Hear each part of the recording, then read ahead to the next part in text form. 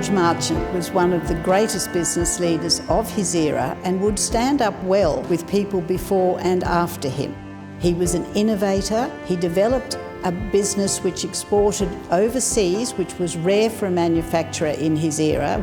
In addition to that, he set up branches in other Australian cities. George Marchant had the largest soft drink business in Australia. And on top of that, he was one of Queensland's greatest ever philanthropists of all time. When George Marchant arrived in Brisbane in 1874, he was only 17. He described himself as practically penniless when he left school at the age of 10. However, he later said that it was probably good that he didn't succeed academically because it gave him free range to develop his business interests in the ways in which he wanted to do them. I think he felt that his mind was possibly freer by not being disciplined. His father seems to have been an alcoholic. I think George had great unhappiness in that regard, and his aversion to alcohol, which he maintained for his entire life, possibly stems from his childhood experiences. He got a job as a carter for a soft drink factory. So he took goods to the factory and goods away from the factory, and then seems to have thought that this was the business for him. So in 1888, he bought his own small business and began from there. George noticed one thing about the soft drink business, that because the bottles didn't seal properly, they could be contaminated by dust or unpleasant organisms, and quite frequently just plain went bad. So he worked out a way of sealing the bottles properly so this didn't happen.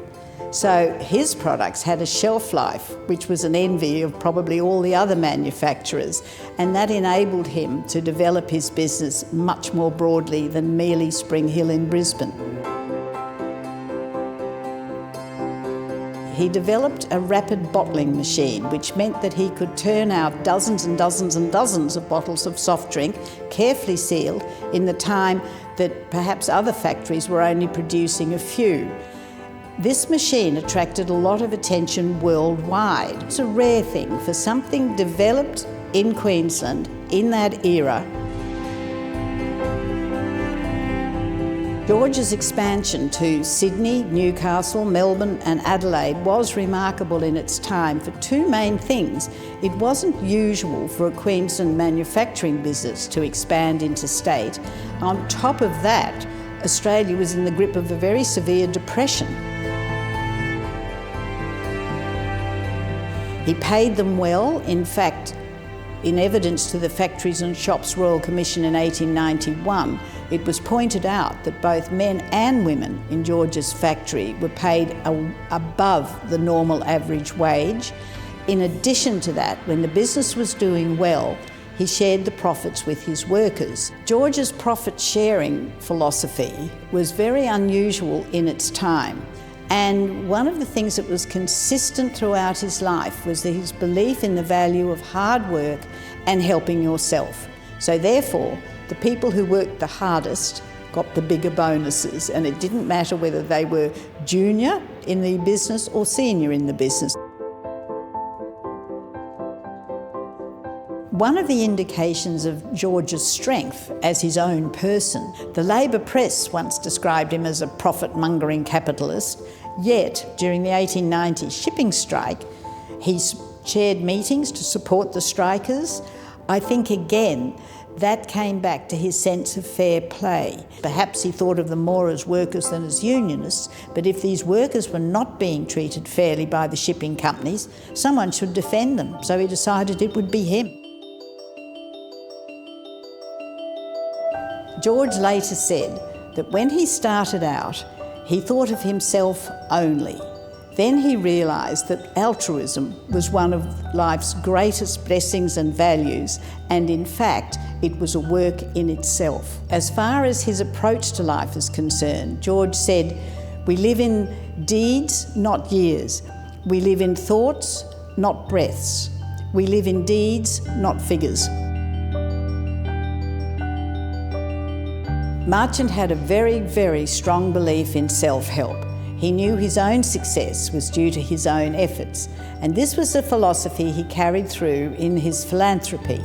When it came to helping children who were disabled through polio or other crippling causes, he was very keen that they would have a school so that they could be educated, because he realised that unless children with disability were educated, they had no chance of getting jobs and making their way in the world. And this to him was extremely important, that eventually these children would be able to support themselves. I think to him, self-help is also a matter of a person's self-esteem.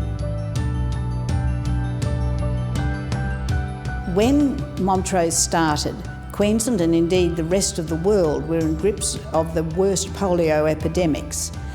Rotary movement in 1928 made rehabilitating children from polio as their main cause. J.T. Iles was a very strong moving force in Brisbane Rotary. One day, George Marchant came to his office. They had never met. Mr. Iles later said he was absolutely astounded when George Marchant said to him, "You need a place for these children, I'll give you my house," which he did. He started from absolutely nothing, then became sufficiently wealthy within a comparatively short time to own a range of property and to be able to do extremely useful things with his money. I would imagine, apart from some of the extremely successful pastoralists in his era, George was certainly in the first rank in Queensland, if not in Australia. George's lasting gifts to Queensland included Marchant Park, 100 acres at Chermside, which is the largest cricket field in Brisbane. Montrose Home for children with disabilities, originally at Taringa, and Weller Gardens, 25 acres at Chermside, is a modern retirement village owned by the Uniting Church, and was, in its origins, a trendsetter in caring for the aged. In today's dollars and today's values, I think George Marchant's philanthropy would total well in excess of $100 million.